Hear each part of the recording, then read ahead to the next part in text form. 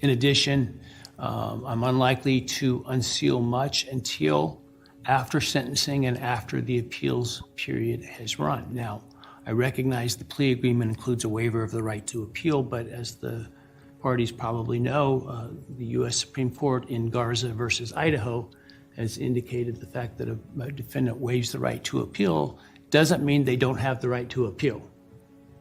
And so it may affect the outcome of that appeal, and it may affect the underlying case and the plea agreement, but nonetheless, the right to appeal does not go away because of the waiver.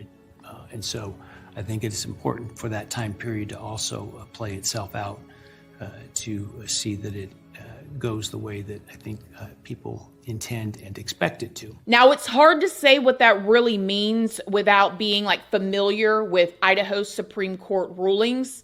But here is what the reporter Brian Enton has said about it. So what does it mean that the Brian Kohberger judge said today that even though Kohberger waived his right to appeal, he can still appeal? I'm going to call the former Attorney General of Idaho in a second to get his take on those two things. So, Mr. Roy, when the judge said that even though Kohberger waived his right to appeal, he could still appeal, we all just assumed that there was never any chance for any appeal. What does that mean? That does mean that the appeals are and remain final. However, under fundamental due process constitutional rights, every individual, even a convicted defendant, has the right to make sometimes a narrow bilateral challenge upon an allegation, for instance, that he was given ineffective assistance of counsel or did not fully and voluntarily understand his waiver of the right to appeal.